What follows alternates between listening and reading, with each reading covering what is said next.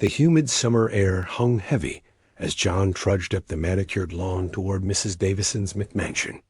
Sweat trickled down his back, plastering his t-shirt to his skin. He was doing her a favor, lugging some boxes from her attic down to the garage. A summer job was a summer job, and $20 an hour was more than he'd make flipping burgers. The front door swung open before he could knock. "John, darling, you're a lifesaver," Mrs. Davison chirped, her voice dripping with a sweetness that always made him a little uneasy. She was a striking woman, pushing 40, but her blonde hair and tight tennis dress gave her the air of someone perpetually younger. Come in. I've got lemonade." He followed her through the cool, cavernous foyer, the air conditioning a welcome relief. "Just point me to the boxes, Mrs. Davison." "Oh, please, call me Claire," she said, batting her eyelashes. "And they're up in the attic. You know, the stairs are a bit rickety." "Be careful." The attic was a stifling oven. Dust motes danced in the single shaft of sunlight piercing through a grimy window. The boxes were stacked high, filled with what looked like old photo albums and forgotten trinkets. "Jesus," John muttered, hefting the first box. It was heavier than it looked. "Need some help, sweetie?" Claire's voice startled him. She'd followed him up, her perfume now battling with the musty attic air. "I'm good," he said, struggling with the box. "Nonsense." She reached out, her hand brushing against his. "Let me take some of the weight." Their fingers intertwined for a moment, a jolt of something unexpected coursing through him. Her skin was soft, too soft for someone her age. He quickly pulled away. "I got it," he repeated, his voice a little shaky.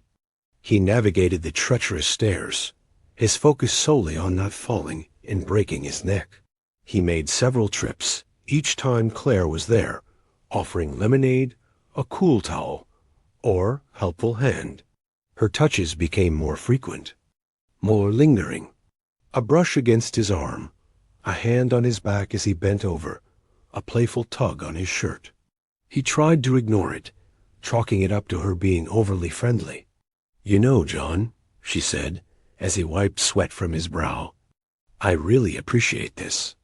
Richard, my husband, he's always too busy with work to help around the house." "No problem," he mumbled, avoiding her gaze.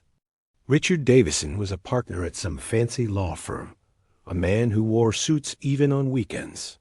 He'd seen him a few times, a stern, imposing figure who barely acknowledged John's existence. "He just doesn't see me anymore," Claire continued, her voice dropping to a near whisper. She moved closer, her hand resting on his arm. "Do you know what I mean?" He did, in a way. He'd seen the emptiness in her eyes, the subtle desperation that lurked beneath the surface of her polished exterior. He just didn't want to be the one she confided in. "I should probably get back to work," he said, pulling away. "Of course, darling." She smiled, but it didn't quite reach her eyes. "Don't work too hard." The next few days followed the same pattern. John would arrive, haul boxes, and endure Claire's increasingly suggestive comments. And touches. He felt a growing unease, a sense of being drawn into something he didn't understand.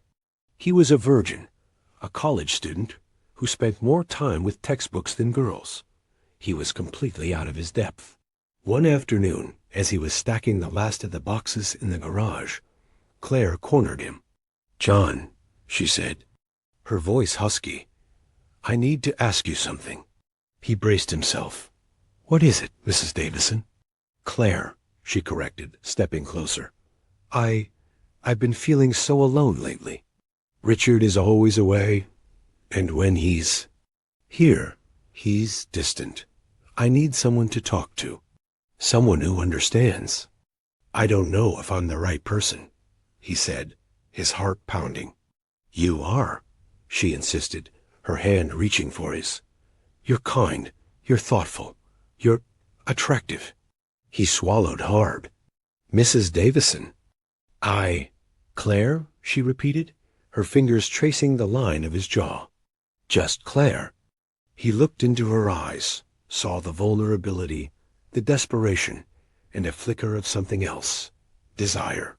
He knew he should stop her, that this was wrong on so many levels. But he was also young, inexperienced, and undeniably drawn to her. "Please, John," she whispered, her lips inches from his. "Just be with me." He didn't answer. He didn't need to. Her lips met his, soft and tentative at first, then with growing intensity. He tasted her perfume, the faint sweetness of her lipstick, the underlying hint of something forbidden. He closed his eyes, his mind reeling. They kissed for what felt like an eternity, her hands exploring his chest, his arms wrapping around her waist. He knew he should pull away, that this was a mistake. But he couldn't. He was lost in the moment, consumed by a desire he'd never known he possessed. She broke the kiss, her breath coming in ragged gasps. "Come." "Inside," she murmured, taking his hand. He followed her, numbly, into the house. The air conditioning felt colder now, the silence heavier. She led him to her bedroom, a luxurious space filled with soft light and expensive furniture. He'd never been in a room like this before. She turned to him, her eyes filled with a mixture of longing and apprehension. "Are you sure about this, John?" He didn't answer. He wasn't sure about anything anymore. She moved closer, her hand gentle against his chest, as if seeking permission in his racing heartbeat. He watched, uncertain, feeling both exposed and alive in that pause. Her eyes held his, steady and soft, and she whispered, "You're more beautiful than you know." He felt his doubts melt under the weight of her gaze. Without another word, she guided him toward the bed, a silent invitation neither of them fully understood, yet deeply wanted. They fell together into the quiet, broken only by the sound of their own breath. He hesitated, then let her lead, each touch a question answered, each breath a promise. In the haze of that moment, nothing else existed.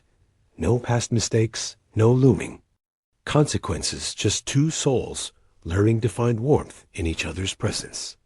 Afterwards, they lay side by side in contemplative silence, the world outside held at bay by their shared stillness. They didn't think about Richard, about the consequences, about the fact that this was wrong. He was simply present, consumed by the moment. Afterward, they lay in silence, their bodies intertwined, their breathing slowly returning to normal. He felt a mixture of exhilaration and shame. He'd just crossed a line he could never uncross. Claire stirred beside him, her hand stroking his hair. "Thank you, John," she whispered. "I needed that." He didn't know what to say. I should go," he mumbled, pulling away. "Stay," she said, her voice pleading. "Just for a little while." He stayed. That afternoon marked the beginning of an affair. John continued to help Claire around the house, their encounters becoming more frequent, more intense. He knew it was wrong, that he was betraying Richard, that he was playing with fire, but he couldn't stop himself. He was addicted to her, to the attention, to the pleasure, to the feeling of being wanted. He tried to rationalize it, to convince himself that Richard didn't care about Claire, that their marriage was already over. But deep down, he knew he was only fooling himself. He was destroying a marriage, a family, for his own selfish desires. The guilt gnawed at him, but it wasn't enough to make him stop. He was trapped in a web of lust and deceit, and he didn't know how to escape. One evening, as he was leaving Claire's house, he saw Richard's car pulling into the driveway. He froze, his heart pounding. He didn't know what to do. "Go," Claire hissed, pushing him toward the back gate. "Hurry." He scrambled through the gate, his heart racing. He could hear Richard's voice, cold and accusing, as he confronted Claire. He didn't wait to hear more. He ran, as fast as he could, away from the house, away from the truth. The next few weeks were a blur. Richard moved out, and Claire filed for divorce. The whisper started, the neighbors gossiping, the scandal, spreading like wildfire through the wealthy suburban community. John tried to avoid Claire, but she wouldn't let him. She called him constantly, begging him to come over, telling him how much she needed him. He knew he should stay away, that he was only making things worse. But he couldn't resist her. One night, he went to her house. She was waiting for him, dressed in a negligee, her eyes filled with tears. "It's all my fault," she sobbed, throwing herself into his arms. "I've ruined everything." He held her, feeling a mixture of pity and disgust. He knew he was partly to blame, that he'd been a willing participant in her self-destruction. "It's going to be okay," he said, trying to sound convincing. "No, it's not," she cried. "Richard hates me. My friends are judging me, and I'm all alone." He didn't know what to say. He was out of his depth, overwhelmed by the situation. He was just a kid, a college student who'd gotten caught up in something he didn't understand. "I'm here for you," he said, lamely. She looked up at him, her eyes searching his. "Are you?" "Joe." She looked up at him, her eyes searching his. "Are you, John? Are you really?" He hesitated. He wanted to say yes, to reassure her, to make her feel better. But he couldn't. He knew he couldn't give her what she needed, that he wasn't ready for a relationship, let alone a commitment. I don't know," he stammered. Her face fell.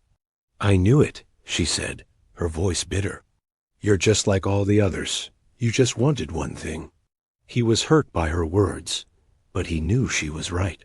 He had wanted one thing, and he'd gotten it. But now he realized it wasn't worth the price. "I'm sorry, Claire," he said, turning to leave. "Don't go," she pleaded, grabbing his arm. "Please, don't leave me alone." He pulled away gently. "I can't stay," he said. "I'm not the one for you." He walked out of the house, leaving her standing there, alone and heartbroken. He didn't look back. The divorce was finalized a few months later. Richard moved to another city, and Claire was left to pick up the pieces of her shattered life. John went back to college, trying to forget what had happened. But he couldn't. The guilt followed him, a constant reminder of his actions. He destroyed a marriage, hurt a woman, and betrayed his own moral compass. He was no longer the innocent, naive young man he once was. He'd lost his virginity, but he'd also lost something else, his innocence. He tried to move on, to date other girls, to have normal relationships. But he couldn't. He was haunted by Claire, by the memory of their affair, by the knowledge that he'd caused so much pain. He finished college, got a job, and started a career. He tried to build a life for himself, to create a future that wasn't defined by his past. But it was difficult. He was always looking over his shoulder, wondering if Claire would reappear, if Richard would seek revenge. Years passed. He met a woman, fell in love, and got married. He tried to be a good husband, to be faithful and supportive. But he always carried a secret, a burden of guilt that he couldn't share with anyone.